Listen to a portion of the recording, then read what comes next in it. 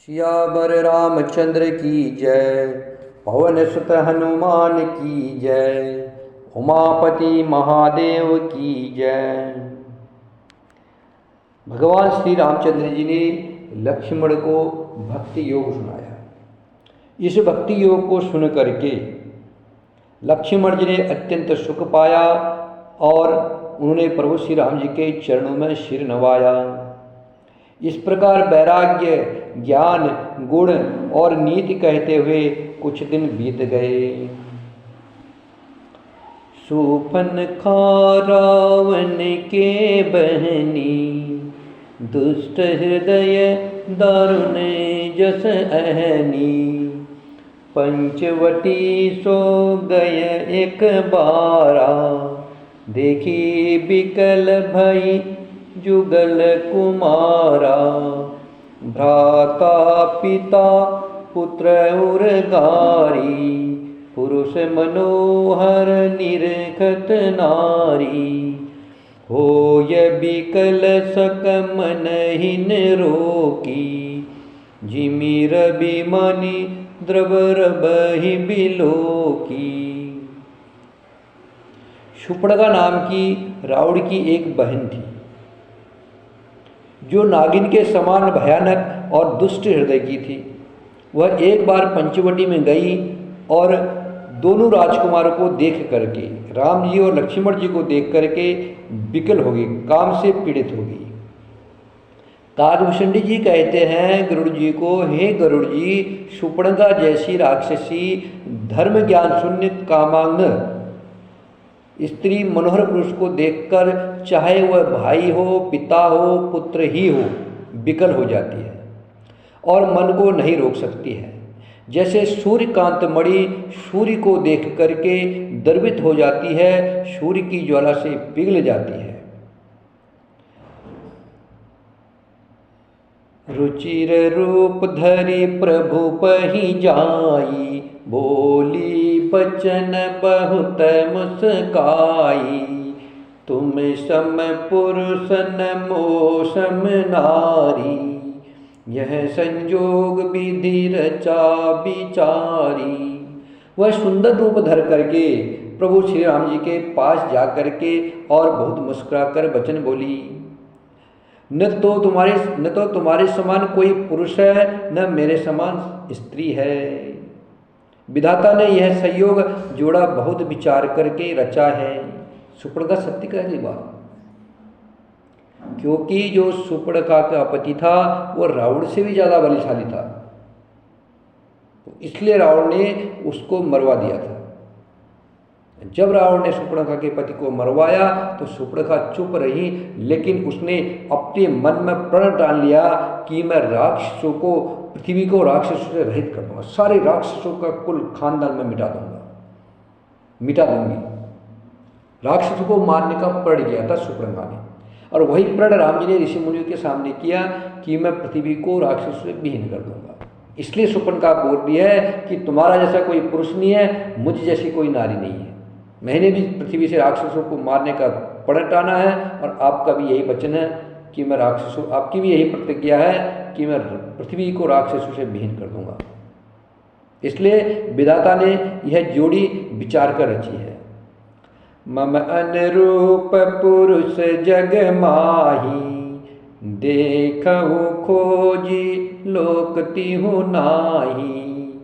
ताते अब लगी रहे हो कुमारी, मन माना कछु तुम ही निहारी। मेरे योग्य पुरुष जगत भर में नहीं है। मैंने तीनों लोगों को खोज देखा है, इसी से मैं अब तक अविवाहित हूँ, कुंवारी हूँ। अब तुमको देख करके कुछ मन माना है, चित्त मेरा ठहरा है। सीत ही चित ये कही प्रभु बाता, अहय कुंवार मोर लघु भ्राता। गय लक्ष्मण रिपु भगनी जानी, प्रभु बिलोक बोले मृद बानी। सीता जी की ओर देख करके प्रभु श्री रामचंद्र जी ने यह बात कही कि मेरा छोटा भाई कुमार है, तब वह लक्ष्मण जी के पास गई। लक्ष्मण जी ने उसे शत्रु की बहन समझ करके और प्रभु की ओर देख करके कोमल बाड़ी से बोले, सुंदरी सुनु मैं उनकर दासा, पराधीन नहीं तोर सुपाशा। प्रभु समर्थ कौशलपुर राजा, जो कछु करहि उन्हीं सब साजा। हे सुंदरी सुनो, मैं तो श्री राम जी का दास हूँ, मैं पराधीन हूँ, अतः तुम्हें सुख नहीं होगा। प्रभु समर्थ है, कौशलपुर के राजा हैं, वे जो कुछ करे उन्हें सब फबता है, सब अच्छा लगता है। सेवक सुख चह मान भिकारी, व्यय सनिधन शुभ गति विभिचारी। लोभी जसु चह चार गुमानी, नभ दुहि दूध चहत ए प्राणी। सेवक सुख चाहे, भिकारी सम्मान चाहे, व्यसनी जिसे जुए शराब आदि का व्यसन हो, धन और वो धन चाहे, और विभिचारी शुभ गति चाहे, लोभी यश चाहे, और अभिमानी चारु फल अर्थ धर्म काम मोक्ष चाहे, तो यह सब प्राणी आकाश को दुह करके दूध लेना चाहते, अर्थात असंभव बात को संभव करना चाहते हैं। पुण्य फिर राम निकट सो आई, प्रभु लक्ष्मण पहि बहुरी पटाई। लक्ष्मण कहा तो ही सो बरई, जो तृण तोरी लाज परिहरई। वह लौट करके फिर श्री राम जी के पास आई। प्रभु ने उसे फिर लक्ष्मण जी के पास भेजा। लक्ष्मण जी ने कहा, तुम्हें वही बरेगा जो लज्जा को तृण छोड़ करके, अर्थात प्रतिज्ञा करके त्याग देगा, अर्थात जिसने अपनी लाज का त्याग कर दिया वही तुम्हें बरेगा। तुम लज्जित नारी हो, अर्थात जो निपट निर्लज्ज होगा वही तुम्हारे साथ बिहाव करेगा। तब खिसी आनी राम पहि गई, रूप भयंकर प्रगट भई। सीत ही सबय देखि रघुराई, कहा अनुज सन शयन बुझाई। तब वह क्रुद्ध होकर के खिसियाई हुई श्री राम जी के पास गई और उसने अपना भयंकर रूप प्रकट किया। सीता जी को भयभीत देख करके श्री रघुनाथ जी ने लक्ष्मण जी को इशारा दे करके कहा, लक्ष्मण अति लाघव सो नाक कान बिनु कीन। ताके कर रावण कहा मनो चुनौती दीन, सियावर रामचंद्र की जय। लक्ष्मण जी ने बड़ी फुर्ती से उसको बिना नाक कान की कर दिया, मानो उसके हाथ रावण को चुनौती दी हो। नाक कान बिनु भय बिकरारा, जन सर्वशैल गैरु के धारा। खर दूषण पहि गय बिल पाता, दिग दिग तव पौरुष बल भ्राता। बिना नाक कान के वह विकल हो गई। उसके शरीर से रक्त इस प्रकार बहने लगा मानो पर्वत से गेरू की धारा बह रही हो। वह विलाप करती हुई खरदूषण के पास गई और बोली, हे भाई, तुम्हारे वीरता को धिक्कार है, तुम्हारे बल को धिक्कार है। तेहि पूछा सब कहे सि बुझाई, जादू धान सुनी सेन बनाई। धाये निशिचर निकर बरु था, जनु सपच का जल गिरि जो था। उन्होंने पूछा, तब सुपर्णखा ने सब समझा करके कहा। यह सुनकर राक्षसों ने सेना तैयार की। राक्षस समूह झुंड के झुंड दौड़े, मानो पंखधारी काजल के पर्वतों का झुंड हो। नाना बाहन नाना कारा, नाना युध धर घोर अपारा।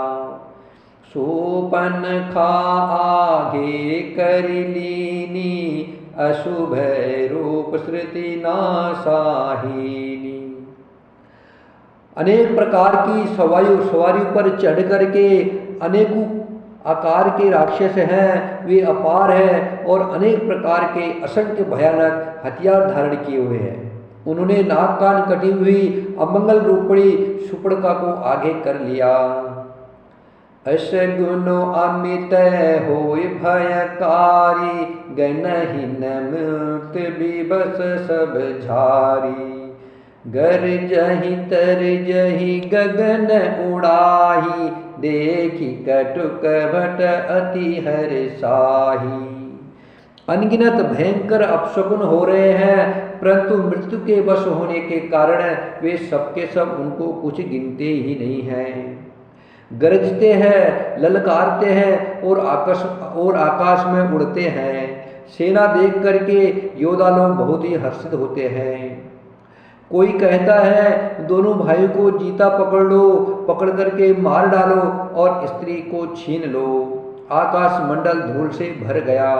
तब श्री राम जी ने लक्ष्मण जी को बुलाकर उनसे कहा, ले जानकी जाहु गिरि कंदर, आवा निशिचर कटुक भयंकर। रहे उस जग सुनी प्रभु के बानी, चले सहित श्री सरधनु पानी।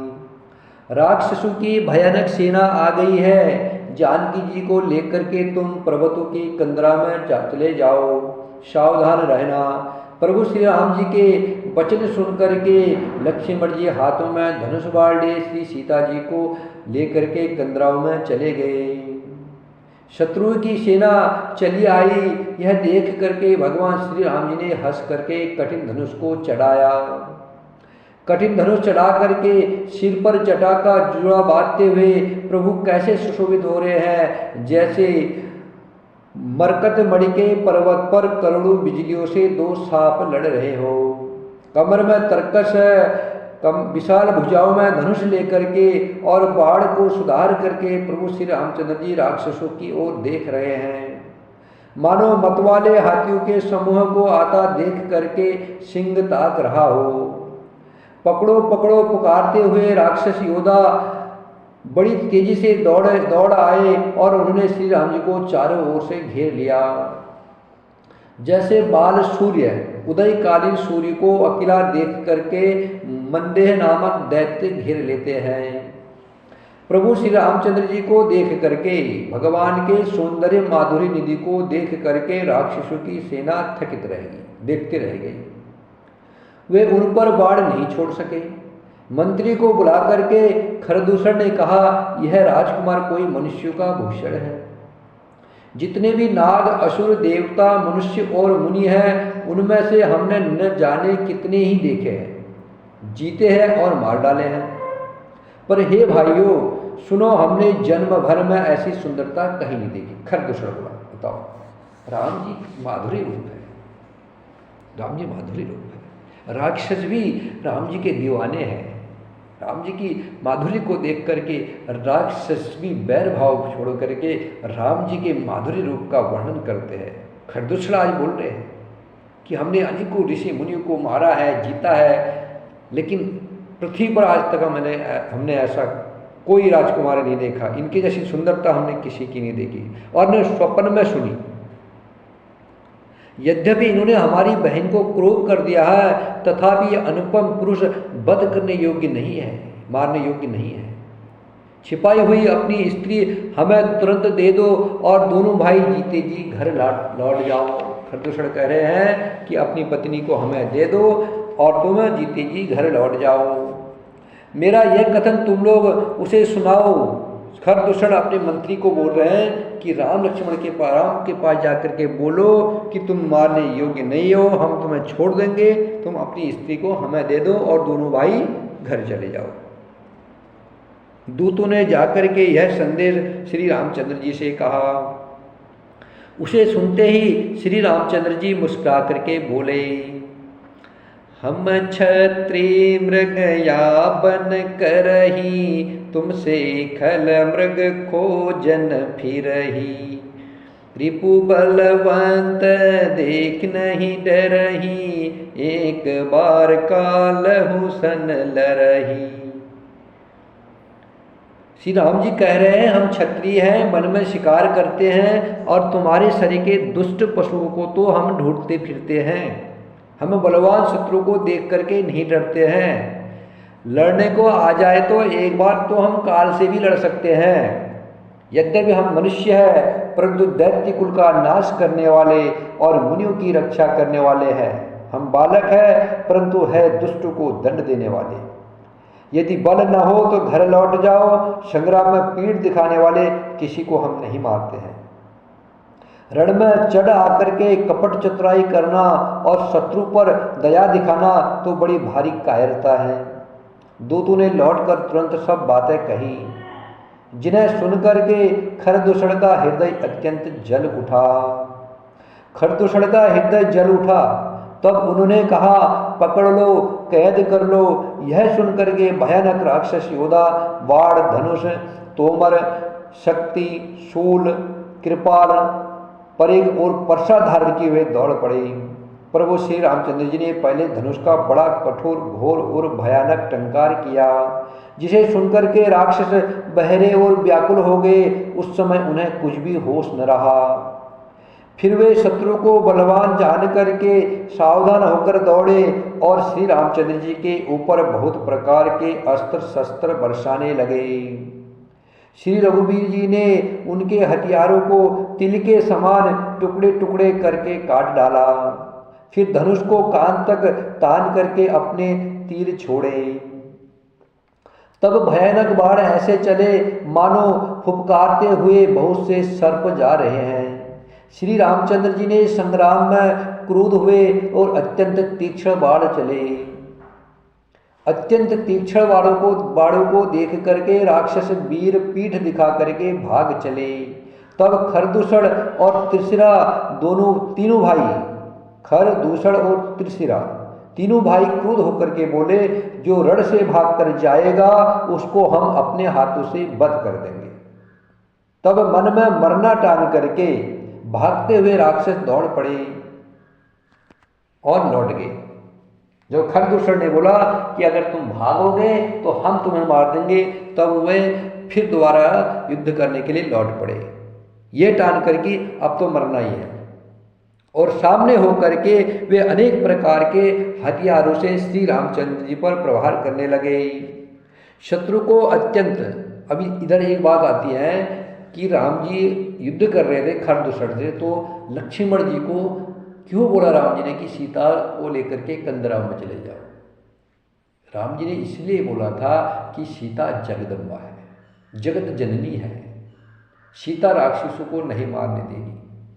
सीता बोलेगी, प्रभु इन्हें छोड़ दो ना, ये मेरे तो बेटे हैं, ये जैसे भी हैं ये मेरे पुत्र है। माँ दयालु है, करुणा की सीमा है, माँ नहीं मारने देगी। इसलिए राम जी ने बोला, लक्ष्मण तुम सीता को लेके कंदरा में चले जाओ और मैं इन राक्षसों का वध करता। सीता वहाँ रहेगी तो वह नहीं मारने देगी। क्यों? सीता जगदम्बा है, शक्ति स्वरूपा है, दया की मूर्ति है, करुणा की मूर्ति है, वो माँ है। माँ दुष्ट पुत्र को भी बचा लेती है। इसलिए वो गुफा में लेके गए थे। और दूसरा एक और चीज थी कि लक्ष्मण होते तब भी युद्ध नहीं जीता जाता यहाँ। क्यों? लक्ष्मण वैरागी है। वैराग्य से ये राक्षस मरने वाले नहीं है।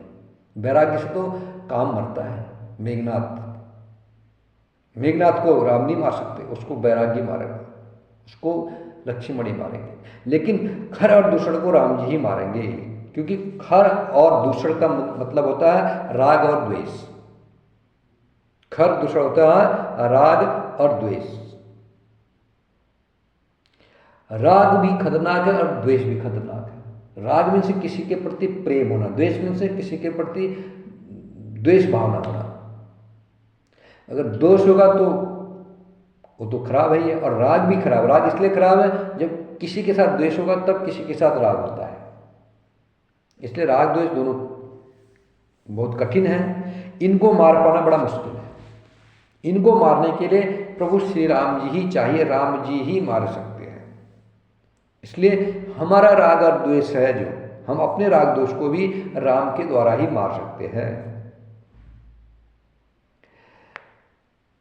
शत्रु को अत्यंत कुपित जान करके प्रभु श्री राम जी ने बाढ़ चला करके बहुत से बाढ़ छोड़े, जिससे भयानक राक्षस कटने लगे। उनकी छाती, सिर, भुजा, हाथ और पैर जहां तहां पृथ्वी पर गिरने लगे। बाढ़ लगते ही वे हाथी की तरह चिंगाड़ते हैं, उनके पहाड़ के समान धड़ कट कट करके गिर रहे हैं। योद्धाओं के शरीर कट करके सैकड़ों टुकड़े हो जाते हैं, वे फिर माया करके उठ खड़े होते हैं। मर तो रहे हैं लेकिन फिर माया करके खड़े हो जा रहे हैं। आकाश में बहुत सी भुजाएं और सिर उड़ रहे हैं तथा बिना सिर के धड़ दौड़ रहे हैं। चील, कौवे आदि पक्षी और सियार कठोर और भयंकर कटकट शब्द कर रहे हैं। सियार कटकटाते हैं, भूत प्रेत और पिशाच खोपड़ियां बटोर रहे हैं। वीर बेताल खोपड़ियों पर ताल दे रहे हैं और योगनियां नाच रही है। श्री रघुवीर के प्रचंड बाण योद्धाओं के वक्ष स्थल, भुजा और सिरों के टुकड़े टुकड़े कर डालते हैं। उनके धड़ जहाँ तहाँ गिर पड़ते हैं, फिर उड़ते हैं और लड़ते हैं और पकड़ो पकड़ो का भयंकर शब्द करते हैं। अंतड़ियों के एक छोर को पकड़ करके गिद्ध उड़ रहे हैं और उन्हीं का दूसरा छोर हाथ से पकड़ करके पिशाच दौड़ रहे हैं। ऐसा मालूम होता है मानो संग्राम रूपी नगर के निवासी बहुत से बालक पतंग उड़ा रहे हैं। अनेकों योद्धा मारे और पछाड़े गए, बहुत से योद्धाओं के हृदय विदीर्ण कर दिए। सब पड़े करहा रहे हैं। अपनी सेना को व्याकुल देख करके त्रिशिरा और खरदूषण आदि योद्धा श्री राम जी की ओर मुड़े। जब सेना को व्याकुल देखा, खरदूषण और त्रिशिरा सेना की तरफ मुड़े हैं, श्री राम जी की तरफ मुड़े। अनगिनत राक्षस क्रोध करके बाण, शक्ति, तोमर, प्रसा, शूल और कृपा लेकर के भगवान श्री रामचंद्र जी पर छोड़ते हैं और राम जी पल भर में शत्रुओं के बाणों को काट करके ललकार करके उन पर अपने बाण छोड़ देते हैं। सब राक्षस सेनापतियों के हृदय में 10-10 बाण मारे। योद्धा पृथ्वी पर गिर पड़े, फिर उठकर भिड़ते हैं, वो मरते ही नहीं है। राग और द्वेष कभी नहीं होते। कभी राग रहेगा, कभी द्वेष रहेगा, वो गिरेंगे फिर मरेंगे। यहां भी वही कहानी हो रही है। यह देख करके देवता डर रहे हैं। राक्षस 14,000, देवता लोग डर गए ऊपर से। राक्षस कितने हैं? 14,000 हैं और भगवान श्री राम जी अकेले हैं। देवता और मुनियों को भयभीत देख करके देवता और मुनि लोग सब डरने लगे कि राक्षस 14,000 है, प्रभु राम जी अकेले हैं, अब क्या होगा। भगवान ने सोचा ऋषि मुनि और देवता लोग डर रहे हैं। उनको डरे हुए देख करके माया के स्वामी प्रभु ने एक बड़ा कौतुक किया, जिसमें शत्रु की सेना एक दूसरे को राम रूप देखने लगी और आपस में ही युद्ध करके लड़ मरी। अर्थात राम जी ने यहाँ एक कौतुक किया, एक राम जी ने लीला की है, बड़ी सुंदर लीला की है। खर और दूषण को सिर्फ तभी मारा जा सकता है जब श्री राम जी की कृपा होगी। राम जी ये माया कर रहे हैं, खर दूषण माया कर रहे हैं। माया कैसे कर रहे हैं? मर रहे हैं फिर जिंदा हो जा रहे हैं। सारे राक्षस प्रभु श्री राम जी मार रहे हैं और फिर उठ रहे हैं। ये माया कर रहे, छल कर रहे। किससे कर रहे हैं माया? मायापति से। प्रभु श्री राम जी मायापति है और ये मायापति से माया कर रहे हैं और राम जी कौतुक कर रहे हैं, इनके साथ खेल रहे हैं प्रभु। जब बहुत समय तक ये लोग माया करते रहे, सारे देवता लोग, मुनि लोग डर गए कि अब क्या होगा, ये तो मारे नहीं मर रहे, अब क्या होगा। तब राम जी मायापति है, मायापति ने माया की है। अब राम जी माया कर रहे हैं। राम जी ये कहना चाह रहे हैं कि खर और दूषण राग और द्वेष है। राग द्वेष को कितना भी मारो वे नहीं मरने वाले। राग द्वेष सिर्फ मरते हैं राम जी से।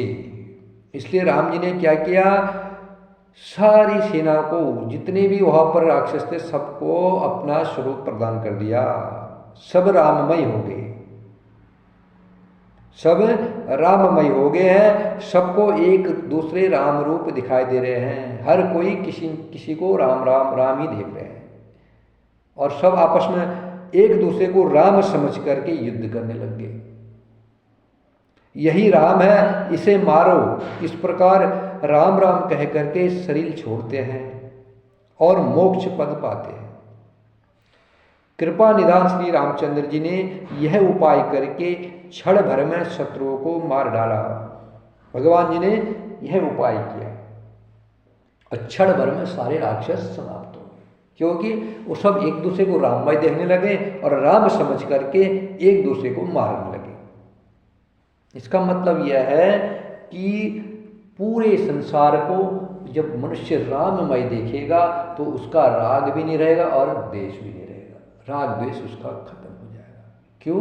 राग द्वेष कब होगा? बस द्वेष कब होगा? किसी के साथ बुराई मानते हो तो द्वेष हो जाता है, किसी को अच्छा समझते हो तो राग हो जाता है। जब तुम किसी को सब में अच्छाई में भी राम देखोगे, बुराई में भी राम देखोगे, तो फिर कहा कौन अच्छा कौन बुरा? सब जग राममय है। पूरा संसार तो राम का स्वरूप, श्री सीता राममय पूरा संसार। सिया राममय सब जग जानी, करहु प्रणाम जोरी जुग पानी।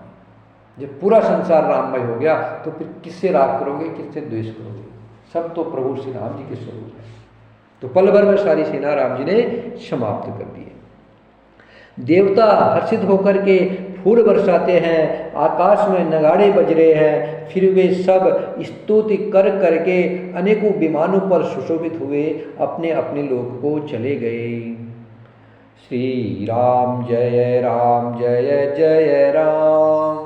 श्री राम जय जय राम, श्री राम जय जय राम, श्री राम जय जय राम, श्री राम जय जय राम, श्री राम जय जय राम, श्री राम जय जय राम, श्री राम जय जय राम, श्री राम जय जय राम, श्री राम जय जय राम, श्री राम श्री राम श्री राम श्री राम।